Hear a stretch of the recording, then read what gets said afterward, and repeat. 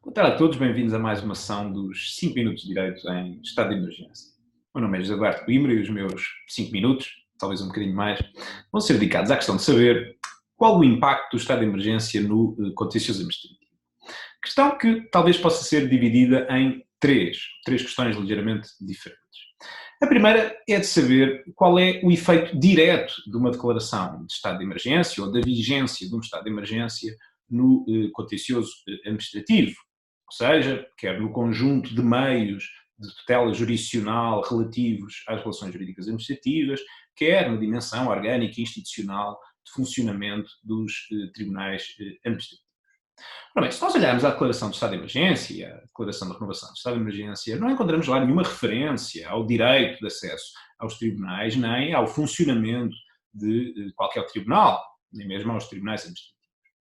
Mas talvez mais interessante é sublinhar que não encontramos lá essas referências, nem poderíamos, em rigor, encontrar lá essas referências.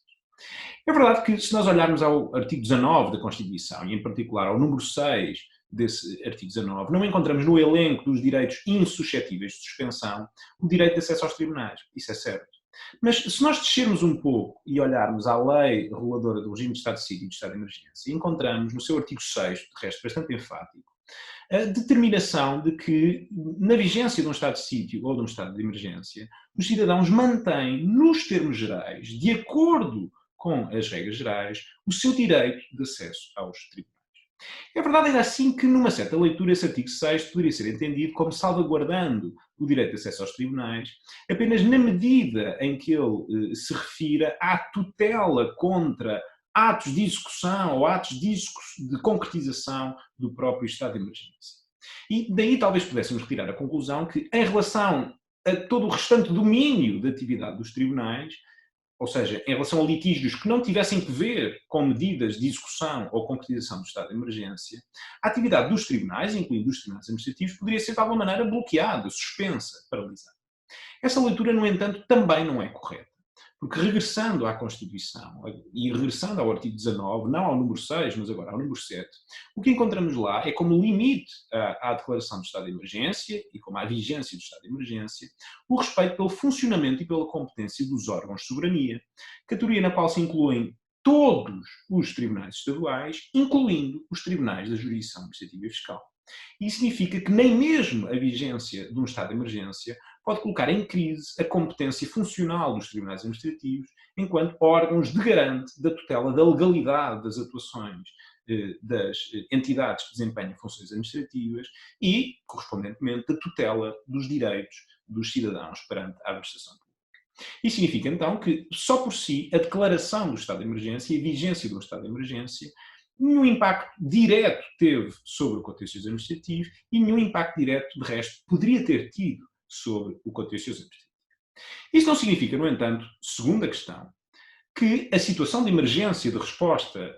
à pandemia não tenha tido e teve, efetivamente, impacto sobre o contencioso administrativo.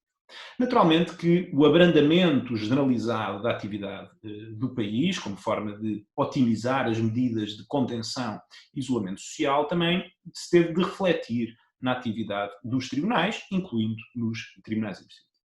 Ora bem, e foi isso mesmo que, no caso português, a Assembleia da República tentou fazer, e fez, efetivamente, através da aprovação de uma lei que, entre outras coisas, a Lei número 1A/2020, se destinou a regular os termos de andamento e tramitação dos processos nos tribunais, incluindo nos tribunais administrativos.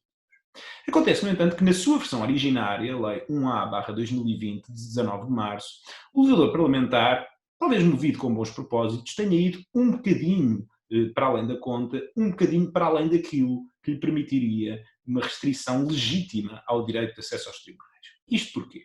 Porque o que aí se determinou, no entretanto muito badalado, o artigo 7º dessa lei, da versão originária dessa lei, foi a aplicação generalizada do regime das férias judiciais em relação a todos os processos, no que aqui interessa, todos os processos que corressem termos nos tribunais administrativos. Quer em relação aos processos não urgentes, quer em relação aos processos urgentes.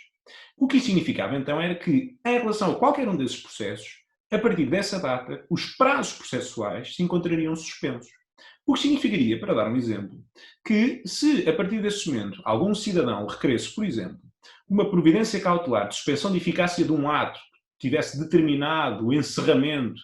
do seu estabelecimento, ele bem que poderia requerer essa providência cautelar, é certo, perante o Tribunal Administrativo. A entidade requerida bem que até poderia ser citada para se opor a essa providência cautelar, mas, por efeito direto da lei, daquele artigo 7º, o prazo para apresentar essa oposição estava suspenso, o que significava que, em bom rigor, a entidade requerida não teria que apresentar a sua oposição no prazo regra de 10 dias. O que é que isso significava? Significava que, na prática, o cidadão não conseguiria obter qualquer tutela cautelar. O processo estaria paralisado a partir do momento em que estivesse suspenso aquele prazo processual. Era bastante discutível, portanto, que essa versão originária da lei, ou é bastante discutível que essa versão originária da lei tenha dado a resposta adequada no balanceamento entre direito de acesso aos tribunais e abrandamento da atividade judiciária em resposta à pandemia da Covid-19. E não espanta por isso que, 2 semanas depois, o legislador parlamentar tenha voltado a esse regime de suspensão de prazos, desta feita através da Lei 4A/2020, de 6 de abril, que alterou a anterior Lei 1A, e tenha feito justamente a distinção entre processos não urgentes e processos urgentes, determinando que em relação aos primeiros, tendencialmente, se aplica o tal regime de suspensão dos prazos processuais e, portanto, esses processos ficarão tendencialmente paralisados durante a vigência da situação excepcional de resposta à pandemia. Pelo contrário, os processos urgentes não beneficiarão desse regime de suspensão de prazos, ou seja, continuarão a sua tramitação normal. O que significa que um exemplo como um daqueles que eu estava a dar há pouco, já não se pode verificar ao abrigo da nova versão da lei. Isso significa que, se quiserem, em estado de emergência, também o próprio legislador conseguiu, de alguma maneira, corrigir o tiro e corrigir aquilo que talvez tenha sido um excesso inicial na paralisação da atividade dos tribunais, incluindo dos tribunais administrativos. Mas, resolvidas estas duas questões, uma terceira questão diferente, que é de saber qual é o papel do contencioso administrativo sobre o próprio estado de emergência. Ora bem, o papel do contencioso administrativo é óbvio, na medida em que grande parte das medidas de execução, de concretização do estado de emergência, serão medidas que relevam do exercício da função administrativa, que se traduzem em atos administrativos, em regulamentos administrativos, em atuações, de alguma maneira, imputáveis a entidades no desempenho da função administrativa. E, portanto, serão os tribunais administrativos aqueles que, em primeira linha, serão convocados para controlar a legalidade dessas atuações. Mas mesmo aí eu diria que se pode distinguir, porque uma coisa serão os processos do agora, das medidas do agora de execução imediata do estado de emergência. E aí o que se pode colocar,